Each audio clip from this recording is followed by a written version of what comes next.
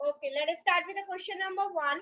If you subtract 1 by 2 from a number, अगर आप number में से 1 by 2 माइनस करो एंड मल्टीप्लाई द रिजल्ट, और जो रिजल्ट आए उसे मल्टीप्लाई करो 1 by 2 से, गेट 1 by 8. अब मुझे नंबर तो पता नहीं क्या है, so let the number be x. हमने मान लिया कि वो नंबर x है. Let the number be x. अब अकॉर्डिंग टू क्वेश्चन हमें क्या कहा है, अगर नंबर में से 1 by 2 माइनस करते हैं, जो रिजल्ट आता है, इसलिए हमने इस ब्रैकेट में रखा, क्योंकि इसको सॉल्व करने पे जो रिजल्ट आया मल्टीप्लाई करेंगे 1 by 2 से, तो हमें मिलेगा 1 by 8. अब हमें नंबर फाइंड करना है.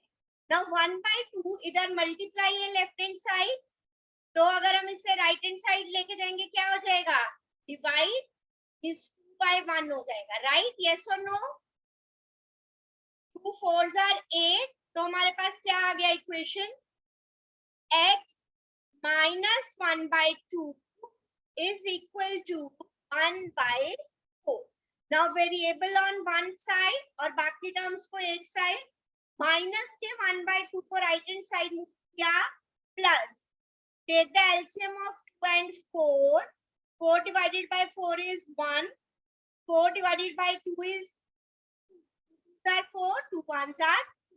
So what we get, x is equals to 3 by 4. और हमें क्या फाइंड करने के लिए कहा है, नंबर, और नंबर हमने क्या माना था, x. Therefore number is equals to 3 by. Is it clear? दोबारा से बता रही हूँ, जब भी स्टेटमेंट वाले क्वेश्चन आएंगे उन्हें ध्यान से पढ़ना है. If you subtract 1 by 2, yes, answer is 3 by 4. 1 by 2 number में से सब्ट्रैक्ट करें. फ्रॉम अ नंबर लिखा है, फ्रॉम के बाद जो टर्म है वो पहले लिखते हैं. मैंने 7th क्लास में भी ये समझाया था. तो नंबर हमने x माना है, तो x minus 1 by 2. तो रिजल्ट आया, उसे 1 by 2 से मल्टीप्लाई करो और हमारा रिजल्ट आएगा 1 by 8. तो हमने सॉल्व किया and get the value of number as 3 by 4. Let us move the next one. The perimeter of rectangular swimming pool. Okay, तो रेक्टेंगुलर स्विमिंग पूल है, उसका पेरीमीटर हमें गिवन है. पेरीमीटर क्या होता है, distance around the boundaries. Yes और no? तो सबसे पहले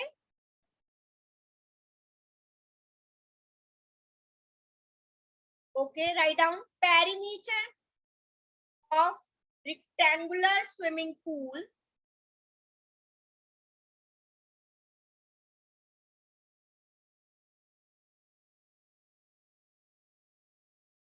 That is given 154. तो अगर मेरे पास ये एक रेक्टेंगुलर स्विमिंग पूल है, this is the length and this is the width, right? अब मुझे क्या कहे, if its length is 2 metre more than twice its breadth. Okay, चलो हम यहाँ पे लिखते हैं, if its length is 2 metre more, तो प्लस 2 मोर है किससे, ट्वाइस इट्स ब्रेथ. तो हमें पहले ब्रेथ माननी पड़ेगी. Let breadth is equals to x metre. अब मीटर क्यों लिया मैंने, क्योंकि मुझे पेरीमीटर जो है मीटर्स में गिवन है. ठीक है, तो आप इसको ब्रैकेट में लिख लो ताकि आप xm ना समझ लो इसे, या इसको पूरा मीटर लिख. ठीक है, नाउ हमें क्या कहा है, length is 2 metre more. 2 metre more उसका मैंने प्लस 2 कर दिया, किससे, twice its breadth. Twice mean time किसकी, ब्रेथ की, वो हमने कितनी मानी, x. तो लेंथ आ गई 2x प्लस 2 मीटर. तो मेरे पास लेंथ आ गई 2x प्लस 2 एंड विड्थ आ गई x. Now what is the perimeter of rectangle? Formula क्या होता है, 2 times L plus B. Yes or no? Perimeter of rectangle यही होता है, is equals to 154 meter. Now I have the value of length 2x plus 2. Width की value भी मुझे पता है, that is x. That is equals to 154. ये 2 पूरा इस ब्रैकेट से मल्टीप्लाई है तो उधर जाके डिवाइड हो जाएगा 154 by 7 or 14, 7 or 14। Bracket solve करेंगे, x वाली दो टर्म्स है 2x plus x, 3x plus 2 is equals to 77. Now variable on one side, constant terms को दूसरी साइड ले जाएंगे तो मेरे पास आ गया 3x is equals to 75. 3 और x आपस में मल्टीप्लाई है, इक्वल के दूसरी तरफ जाएगा, डिवाइड हो जाएगा 3 2s are 6, 3 5s are 50. तो x की वैल्यू मेरे पास आई 25. नाउ हमें क्या फाइंड करना है, लेंथ और ब्रेथ दोनों, तो इट इज इन मीटर. तो ब्रेथ हमारे पास थी x, तो what we write down, therefore breadth is equals to x is equals to 25 metre और लेंथ क्या आई थी 2x plus 2. Length is equals to 2x plus 2. Put the value of x, that is 25.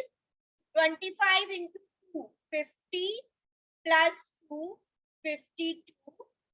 चल, अगर आप पीछे unit नहीं लिखोगे मार्क्स कट होंगे, ठीक है.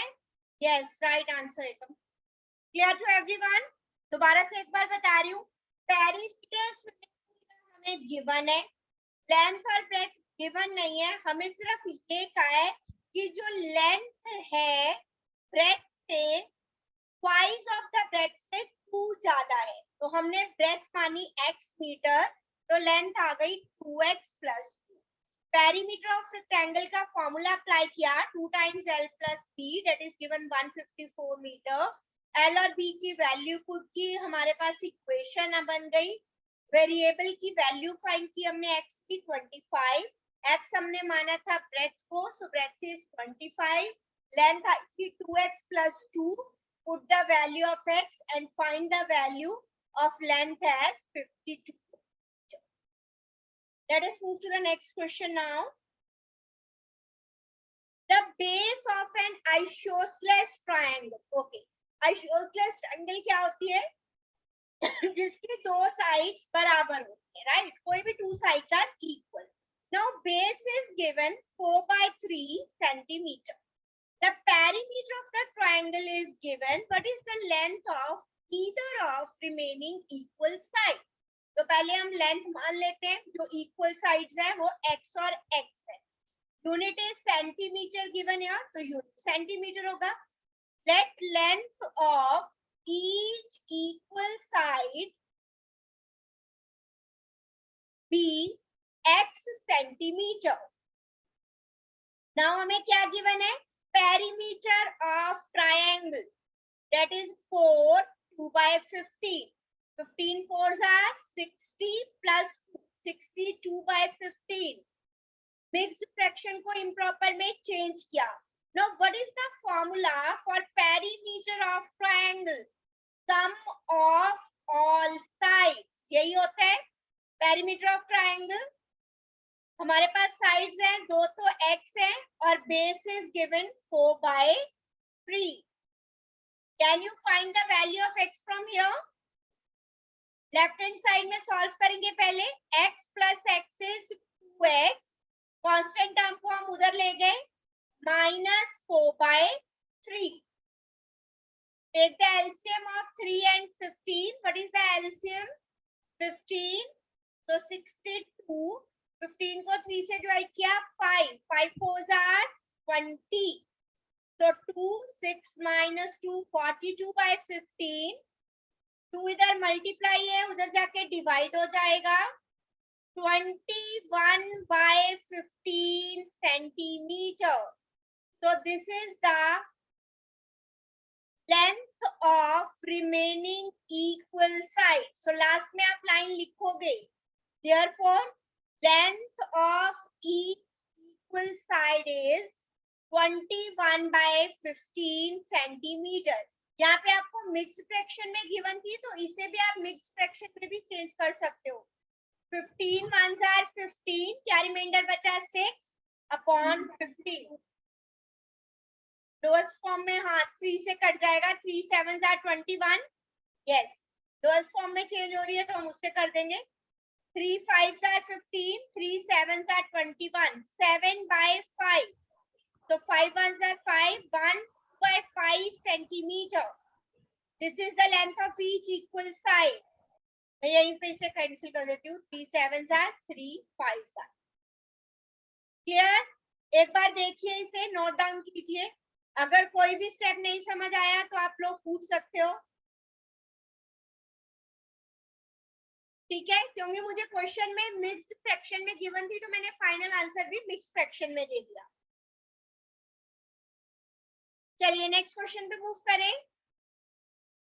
क्वेश्चन नंबर 3 तक सभी को क्लियर? ओके.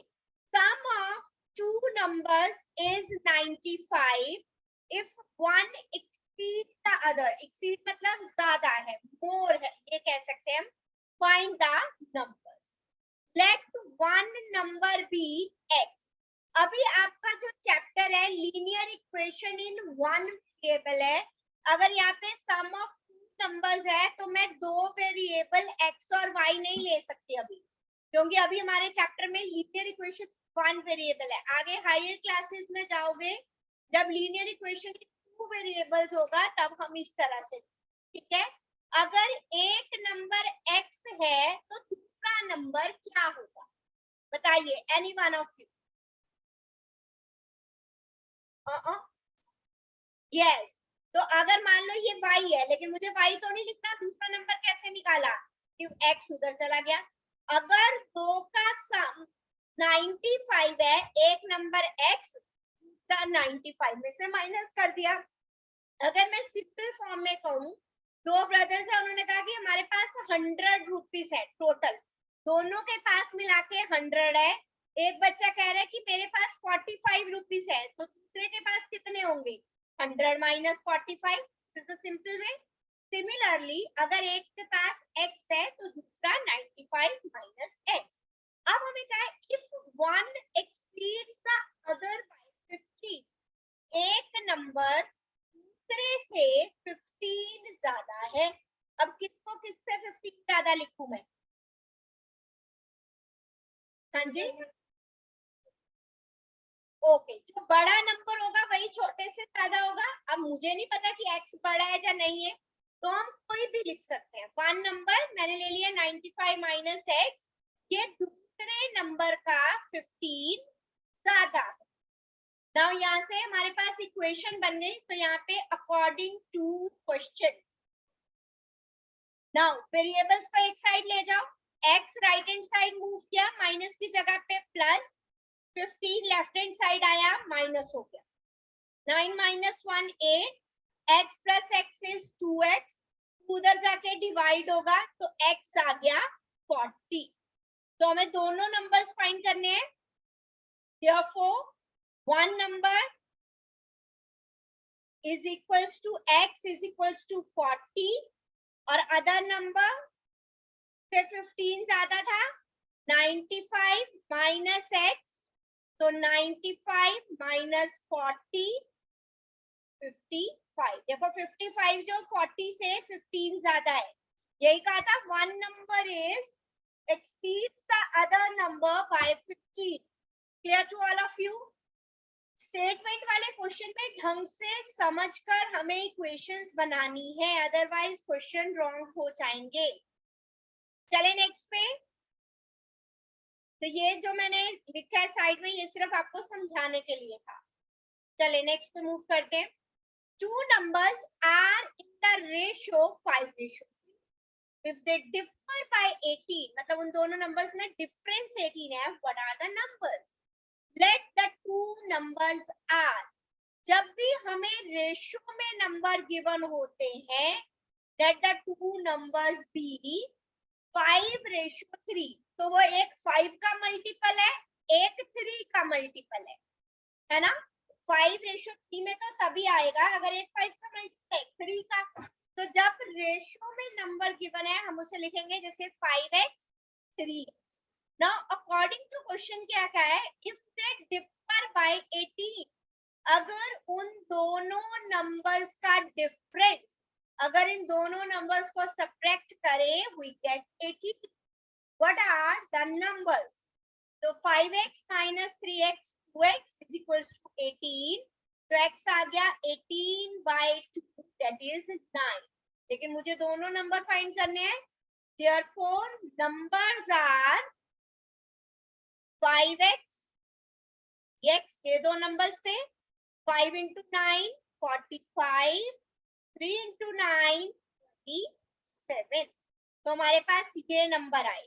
अब आप चेक भी कर सकते हो, चेक करने के लिए कि आपने आंसर ठीक किया है या नहीं.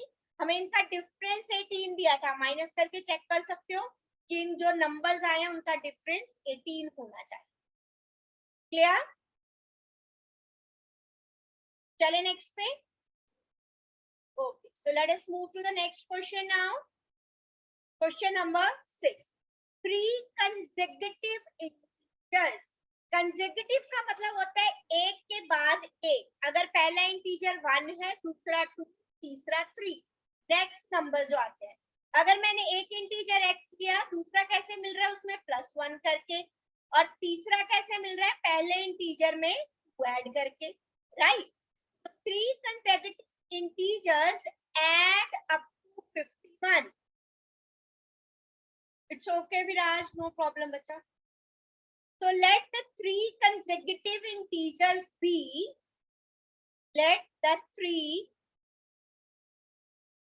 consecutive integers be x, x plus 1, x plus.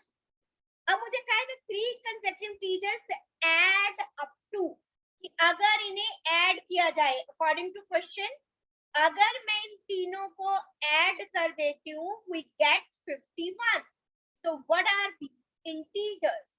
x की टर्म्स को ऐड किया 1, 2 और 3, तो 3x plus 1 is 3, 51. हमें इक्वेशन सॉल्व करनी आती है. वेरिएबल एक साइड पे, कांस्टेंट एक साइड पे. 11 minus 3 8, so 48. ये 3 इधर आके डिवाइड हो जाएगा.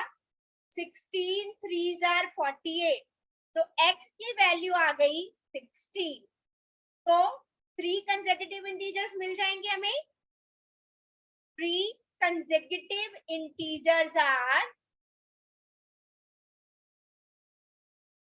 क्या थे? x, x plus 1, x plus 2. That is 16, 17, 18. अगर इन तीनों कंसेक्यूटिव इंटीजर्स को ऐड किया जाए we will get 51. क्लियर? चले नेक्स्ट पे.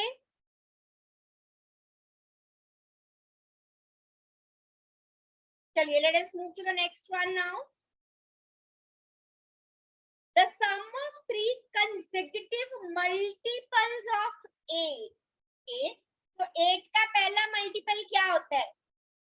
8 into 1 is 8. नेक्स्ट मल्टीपल कैसे फाइंड करते हैं? 8 2s are 16. नेक्स्ट मल्टीपल कैसे फाइंड करते हैं? 8 3s are 24. अब मुझे कहा है कि 3 consecutive multiples of 8 कैसे मिल रहे हैं? कि हमने प्रीवियस नंबर में इसमें +8 कर दिया, उससे वाले में +16 कर दिया. तो पहला अगर 8x है, नेक्स्ट हो जाएगा 8x plus 8. Next is 8x plus 16. Right? x plus 8 भी कर सकते हैं. तो x is 8. x plus 8, x plus 16. Yes. Let 3 consecutive multiples of 8 are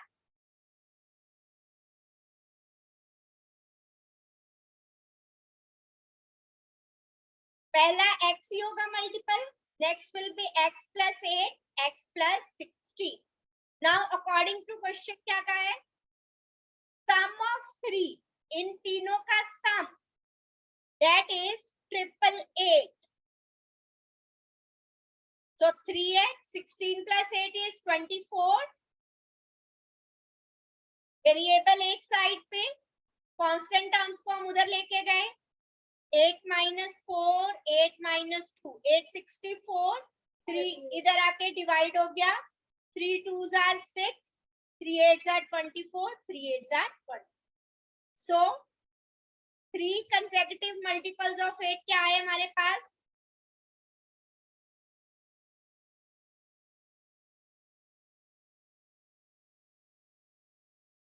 पहला था x, that is 288. Next was x plus 8. Next was x plus 16.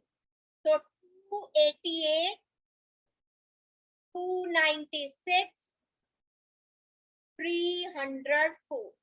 These are 3 consecutive multiples of 8 जिन्हें हम add, yes विराज, जिसे हम add करेंगे तो we will get 888.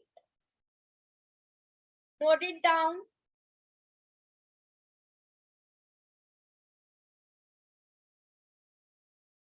Next पे move करें. 3 consecutive integers are such that they are taken in increasing order and multiplied by 2, 3 and 4 respectively. They add up to 74. अभी हमने consecutive integers लिए थे क्वेश्चन में पहले भी. x, x plus 1, x plus 2. Let 3 consecutive integers are 3 consecutive integers be. Consecutive मतलब एक के बाद एक. अगर पहला x है, अगले में उसे 1 ऐड करके आएगा, उससे अगला उसमें 2 ऐड करके आएगा. अब अकॉर्डिंग टू क्वेश्चन क्या कहा है? when they are taken in increasing order. increasing order मतलब पहले छोटा, फिर उससे बड़ा, फिर उससे बड़ा. x की जो भी वैल्यू होगी उसमें +1 करेंगे, ये उससे बड़ा हो गया, +2 करेंगे, उससे बड़ा हो गया. तो these are in increasing order. अगर कह रहे हैं आप इसको मल्टीप्लाई करें 2, 3 and 4 रिस्पेक्टिवली, मींस जो पहले इंटीजर है उसको 2 से मल्टीप्लाई कर दिया, दूसरा इंटीजर है उसे 3 से मल्टीप्लाई कर दिया, तीसरा इंटीजर है उसे 4 से मल्टीप्लाई कर दिया. दे ऐड अप और फिर उन्हें ऐड किया तो वी गेट 74. So find. ये इक्वेशन बनानी स्टेटमेंट वाले क्वेश्चन में This is the important part. अगर आप इक्वेशन बना सकते हो, बाकी तो सॉल्व करना आप लोगों को आता है. 3x plus 3, open the brackets now. 4x, 4 2s are 8. 4x plus 3x, 7 plus 2, 9. 8 plus 3 is 11. 11 उधर क्या माइनस करेंगे? 4 minus 1, 7 minus 1. 9 इधर आके डिवाइड होगा. 9 7s are 63. तो x की वैल्यू आ गई 7. हमें नंबर्स फाइंड करने थे. Therefore, numbers are x, x plus 1, x plus 2, x is 7, 7 plus 1, 7 plus 7, 8 and 9. अब इनको आप कंसेक्टिव और रिस्पेक्टिवली 3 और 4 से मल्टीप्लाई करो और ऐड करके देखो, we will get 74. ये सिर्फ मैं चेक करने के लिए बता रही हूँ. पहले नंबर को 2 से मल्टीप्लाई किया, दूसरे को 3 से, नेक्स्ट को 4 से ऐड करो तो 74 सम आ रहा है. It means your answer is correct. Clear? Let us move to the next one. The age of Rahul and Harun are in the ratio 5:7. Okay. 4 years later. Later मतलब 4 साल बाद. The sum of their ages will be 56. What are their present age? Okay. Age की ratio दी है. Let present age of Rahul कितनी होगी? Any one of 5:7 दिया है. 5x years. लिखने हैं साथ साथ. Let present age of Harun 7x years, क्योंकि रेशियो में गिवन है. This is the present age of Harun. अब हमें कहा है 4 साल बाद, 4 years later. अगर अभी आपकी एज 12 years है तो 4 years बाद कितनी होगी? कितनी होगी? 12 plus 4 करोगे कि मल्टीप्लाई कर दोगे? +4 करेंगे, राइट? तो ये कई बार बच्चे मल्टीप्लाई इसमें कर देते हैं, तो ये ध्यान रखना है। अगर अभी आपकी एज 12 इयर्स है, 4 साल बाद 4 साल और बढ़ गए, तो अगर राहुल की प्रेजेंट एज 5x थी, तो 4 साल बाद +4 होगा, यस और नो? यस। और हरून की एज 7x थी, 4 साल बाद उसकी हो गई 7x + 4। Now according to question क्या कहा है, 4 साल बाद उनकी एज का सम, राहुल की 5x + 4, हरून की 7x + 4, उनकी एज का सम है 56 इयर्स। तो हमें उनकी प्रेजेंट एज फाइंड करनी, तो कीजिए। 5x + 7x is 12x, 4 + 4 is 8, 56. 12x is equals to 56 minus 8. तो क्या आ गया? 48. So we can find the value of x from here. X is 48 by 12. 12 4s are 48. So x आ गया 4 years. Now, therefore, present age of Rahul कितनी थी? 5x, 5x, that is x की value हमने find की 4, 20 years. तो राहुल की present as है 20 years और प्रेजेंट एज ऑफ हरून, इस टाइप के क्वेश्चन आर वेरी इंपॉर्टेंट आने वाली क्लासेस के लिए भी। 7x, तो 7 into 4, 28. क्लियर? तो हमें प्रेजेंट एज निकालनी थी, 4 साल बाद की नहीं निकालनी थी। जो फाइंड करने के लिए कहा है वही फाइंड करना है, उसके मार्क्स मिलेंगे, ठीक है? तो रेशो हमने ले ली 5x + 7x, 4 साल बाद उनकी एज में 4 ऐड हो गया। अकॉर्डिंग टू क्वेश्चन 4 साल बाद उनकी जो एज है उसका सम इज 56, तो प्रेजेंट एज हमने find. Let us move to the next one now. The number of boys and girls in the class are in the ratio. Again, ratio में given है, पहले boys लिखा है, तो let number of boys is equals to 7x. Number of girls 5 ratio दी है, number of girls is equals to 5x. अब आगे क्या कहा है? Number of boys is 8 more than number of girls. According to question, number of boys क्या आया? 7x. Number of boys is 8 more. किससे 8 more है? Number of girls. So what is that? Total class strength. यहाँ पे number of boys या girls find करने, total strength find करनी है, इसे ध्यान में रखना है। अगर आप नंबर ऑफ बॉयज और गर्ल्स फाइंड करके छोड़ दोगे फुल मार्क्स नहीं मिलेंगे। 5x इधर आ गया माइनस 7 - 5 2x, तो x की वैल्यू आ गई 4। तो let us find now number of boys 7x, तो 7 4s are 28। Number of girls 5x, 5 4s are 20।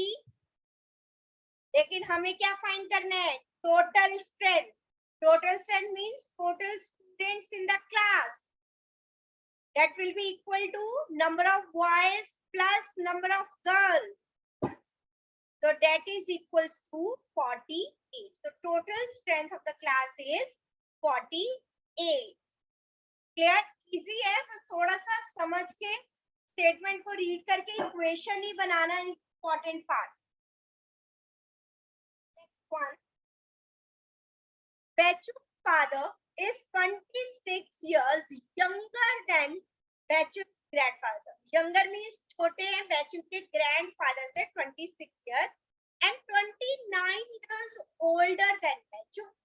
Sum of the ages of all the three is 135. What is the age of each one of them? अब मैं किसकी as मानूं? बताओ।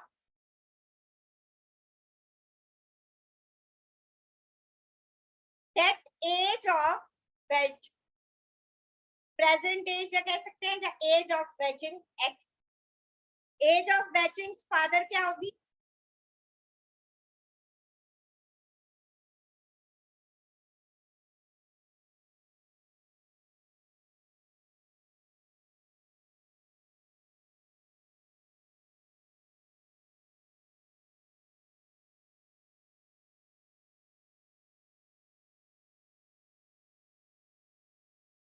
Okay, पहले इतना पढ़ते हैं क्या है। Bachchan's father is 26 years younger than Bachchan's grandfather and 29 years older than Bachchan.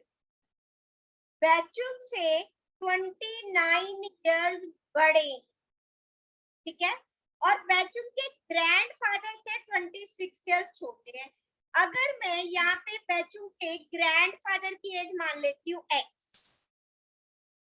ठीक है, अब जो Bachchan के फादर हैं उसके ग्रैंडफादर से 26 years छोटे हैं, ठीक लिखा मैंने। 29 year ओल्डर है Bachchan, मर्जी मान सकते हैं, ऐसा कुछ नहीं है। तो चलो आप उसकी Bachchan की मान के चलो, चलो तो Bachchan की मान लो आप, तो मान लो Bachchan की x है, ठीक है। नाउ Bachchan के जो फादर है Bachchan से 29 years बड़े हैं। Bachchan के फादर Bachchan से 29 years बड़े हैं, मतलब x plus 29, ठीक है। अब लेकिन यहाँ पे क्या लिखूं, वो Bachchan के ग्रैंडफादर से 26 years छोटे हैं। इट मींस Bachchan के ग्रैंडफादर उनसे 26 years बड़े हैं, यस और नो? हाँ जी, दोबारा से बता रही हूँ, अगर मैंने Bachchan की प्रेजेंट एज मानी x years, राइट, अब मुझे कहा है कि जो Bachchan के फादर हैं वो उसके ग्रैंडफादर से 26 years छोटे हैं।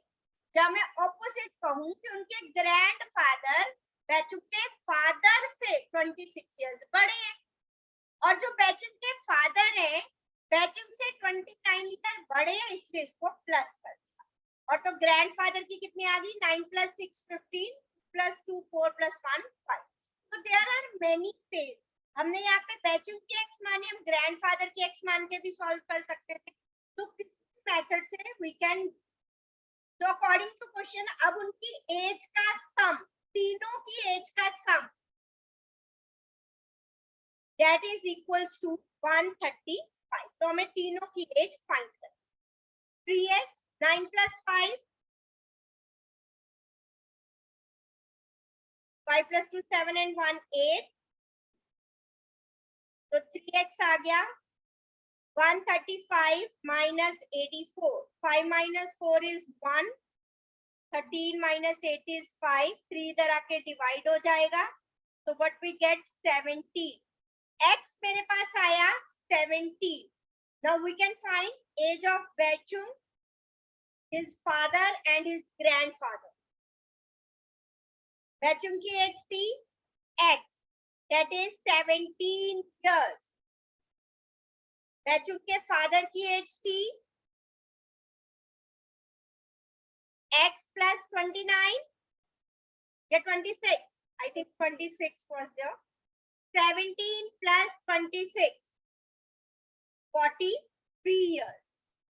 और Bachchan के ग्रैंडफादर की,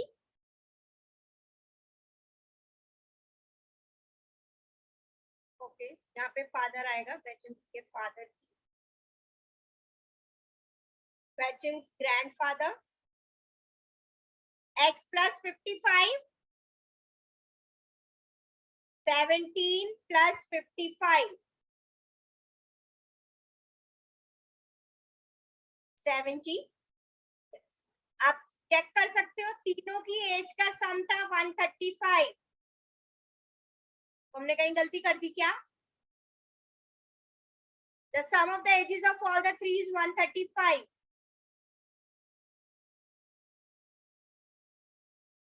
हाँ 29 ही था यहाँ पे। 17 plus 29,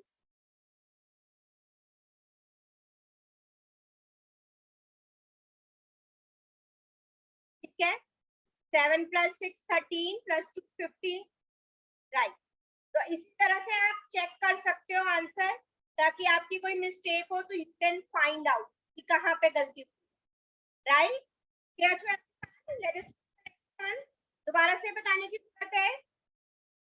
बैचुक के फादर, बैचुक के ग्रैंडफादर से 20 छोटे हैं, बैचुक से 29 इयर्स बड़े। अगर बैचुक की एक्स है, फादर की एक्स प्लस 29, उसके ग्रैंडफादर से 26 इयर्स छोटे हैं उसके फादर, इट मींस उसके ग्रैंडफादर उसके फादर से 26 इयर्स बड़े। तो यहाँ पे हमने प्लस 20, तीनों की एज का सम इज गिवन 135, सॉल्व किया and get the answer. Next one, 15 years from now, Ravi's age will be 4 times his present. सबसे पहले तो हमें प्रेजेंट एज ही नहीं पता। Let the present age of Ravi be X years. मान लिया, हमें नहीं पता था उसकी कितनी, हमने मान लिया एक्स इयर्स। अब क्या है, 15 years from now, अब से 15 साल बाद, 15 years from now, age of Ravi कितनी होगी? हाँ जी, 4x और x प्लस 15 भी तो होगी, है ना? अगर अभी आपकी 12 साल एज है, 15 साल बाद 12 प्लस 15 हो जाएगी ना। और अकॉर्डिंग टू क्वेश्चन ये भी कहा है 15 साल बाद जो उसकी एज है, 15 साल बाद उसकी एज क्या है?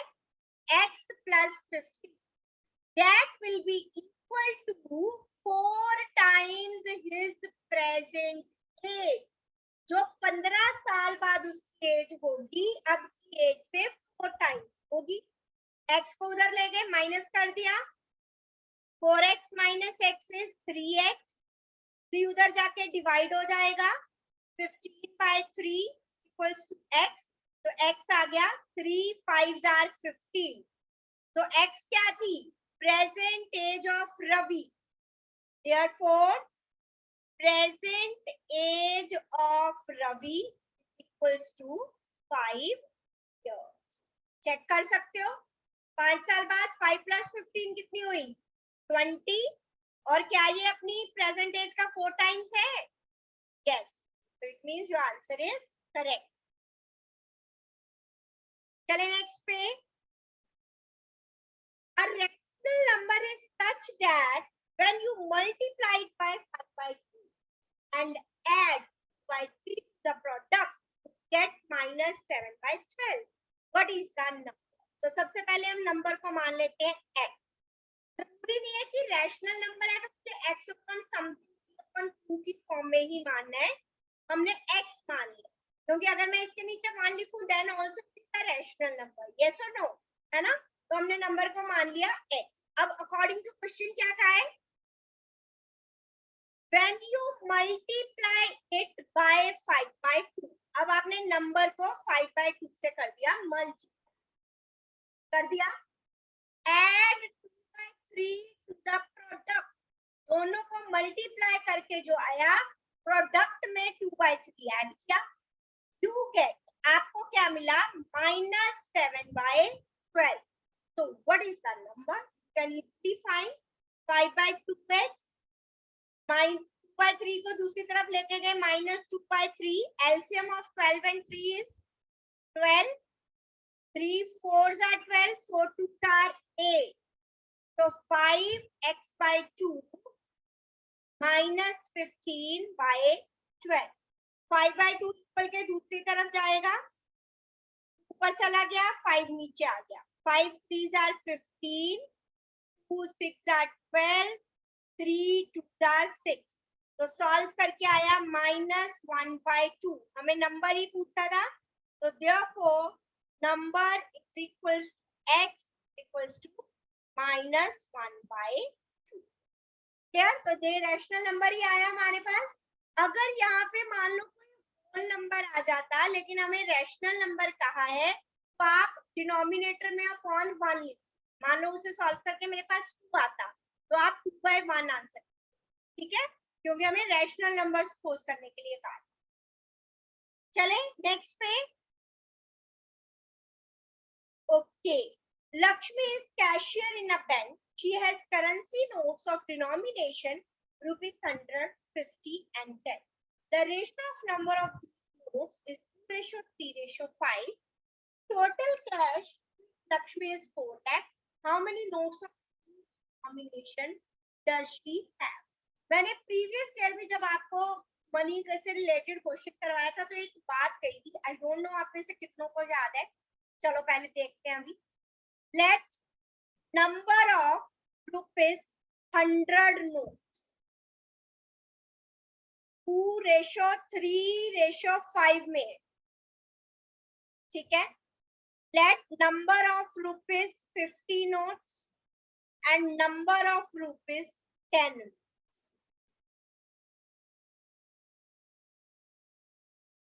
अब according to question total money उसके पास है 4 लाख. 4 लाख कैसे आएगा? तीनों को ऐड करके. अब अगर मेरे पास 4 रुपए के 2 नोट है तो मेरे पास मनी कितनी है टोटल? 100. तो मैंने इन दोनों को क्या किया? मल्टीप्लाई. अगर मेरे पास 50 रुपीज के 4 नोट है तो मेरे पास कितना अमाउंट है? 100. अगर मेरे पास 10 रुपीज के 5 नोट है तो मेरे पास है 50 रुपीज. तो जब मैंने अमाउंट देखना है तो ये 100 और 2x ये मल्टीप्लाई होंगे. 100 रुपीज की डिनोमिनेशन थी और उसके नोट्स थे 2x. तो 100 मल्टीप्लाई 2x. ये स्टेप वेरी इंपॉर्टेंट. 100, 50 और 10 से मल्टीप्लाई करना नहीं भूलना है. तो 200x, 5 3s are 15, 10 5s are 50, x is equals to 4 lakh. क्या आया? 200 plus 200, 400x is equals to 4 lakh. Divide कर देंगे. 2 0 कैंसिल होगी. 4 1s are 4, तो 1000. x आ गया 1000. लेकिन हमें निकालनी है कितने डिनोमिनेटर कितने हैं. तो number of rupees 100 notes 2x to multiply 1000. तो 100 रुपीज. ओके. तो हमने नंबर ऑफ नोट्स फाइंड कर लिए थे. x की वैल्यू फाइंड की हमने 1000. तो नंबर ऑफ 100 के नोट्स है 2000. 50 रुपीज के नोट है 3000 एंड 10 रुपीज के नोट है 5000. नाउ आप चेक कर सकते हो आंसर करेक्ट है कि नहीं. 2000 को 100 से मल्टीप्लाई करोगे 2 लाख. टोटल 4 लाख रुपीज थे उसके पास. 5 3s are 50, तो 1,50,000 से सॉल्व किया. 5000 into 10 is 50,000. तो टोटल आ गया 4 लाख रुपीज. तो इतना ही उसके पास अमाउंट था. It means our answer is correct. Clear? Okay. More questions are there of this exercise. I have a total of rupees 300 in coins of denomination rupees 1.5. The number of 2 rupees coin is 3 times the number of 5 rupees coin. तो मैं 5 rupees के coin मान लेते हैं. That number of rupees 5 coins be x. अब क्या है? 2 rupees के कितने coins हैं? 3 times the number of 5 rupees coin. ये आ गया. The number of rupees 2 coin is 3 times the number of rupees 5 coins. Total number of coins is 160. तो लेकिन मुझे ₹1 के coins कैसे find करूं? उसके लिए तो कुछ किया. Yes, क्योंकि मुझे total coins दिए 160. टोटल कॉइन में से 5 रुपीस और 2 रुपीस के कॉइन माइनस कर दो. कितने कॉइन्स होंगे? 1 रुपी के. क्लियर? लेकिन टोटल अमाउंट मेरे पास है 300. तो अकॉर्डिंग टू क्वेश्चन 1 रुपीस के कितने कॉइन है? 160 माइनस 4x, 1 से मल्टीप्लाई किया। 2 रुपीज के कितने कॉइन है? x। 5 रुपीज के कितने कॉइन्स हैं? x। तो total money I have 300 rupees. How many coins of each denomination want to find? तो 160 minus 4x, then 2 into 3x, 6x plus 5x is equals to 100. 6 minus 4, 2 plus 5, 7. 300 minus 160. 10 minus 6, 2 minus 1. 7 इधर आके divide हो गया 20. तो number of rupees 5 coin, x माने थे हमने 20. Number of rupees 2 coins कितने थे? ट्वाइस थे? yes or no? Let us check once. 3x. okay, it will be 3x.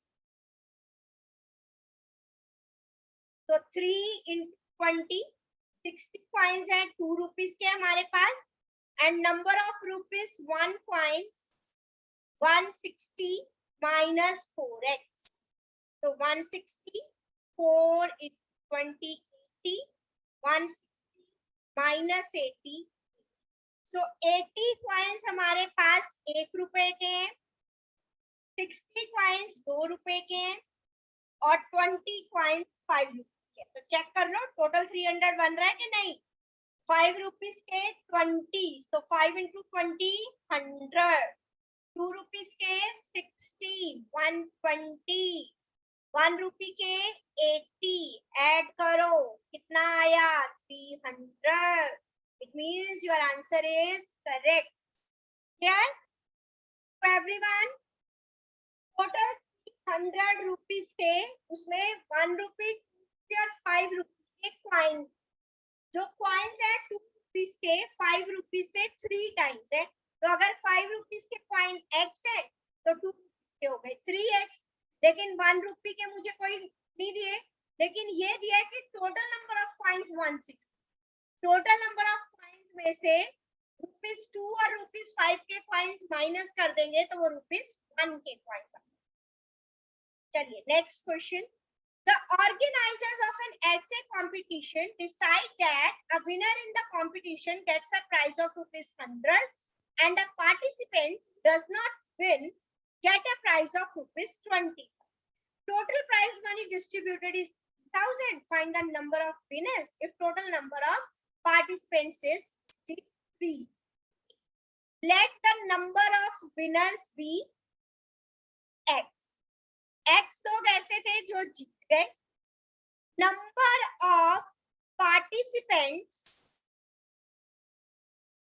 who does not win, जो जीते नहीं, वो कितने होंगे? 63 minus x, क्योंकि हमें कहा है कि total number of participant, total 63 लोगों ने पार्टिसिपेट किया। अब अकॉर्डिंग टू क्वेश्चन, जो बच्चे जीते हैं उन्हें 100 रुपीज मिल रहे हैं, और जो जीते नहीं लेकिन उन्होंने सिर्फ पार्टिसिपेट किया उन्हें 25 रुपीज मिल रहे हैं। टोटल जो प्राइज मनी डिस्ट्रीब्यूट हुई है वो हुई है 3000। So you can easily find 100x, 25 को x से किया, 25 को 63 से मल्टीप्लाई कीजिए and give me the answer.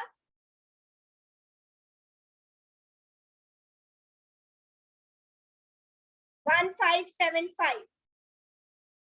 100 minus 25,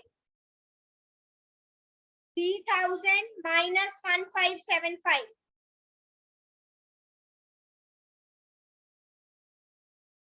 10 minus 5, 9 minus 7, 9 minus 5, 2 minus 1. So 75x is equals to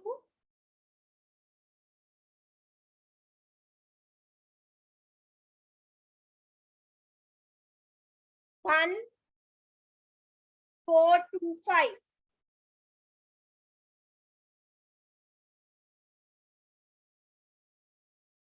cancel कर सकते हो, x वैल्यू फाइंड करो, 5 से कैंसिल हो जाएगा, दोनों का लास्ट डिजिट 5 है। 5 1 5, 5 5s are 25, 5 2s are 10, 42, 5 8s are 40, 5 5s are 25, again 5 से 5 5s are 25, 5 7s are 35, 3 1s are 3, 3 9s are 27. X हमने क्या माना था? Number of winners. तो हमें नंबर ऑफ विनर्स ही फाइंड करने थे. तो number of winners is equals X equals to 90. Clear? किसी को कोई डाउट किसी भी क्वेश्चन में? If you have any doubt, you can ask.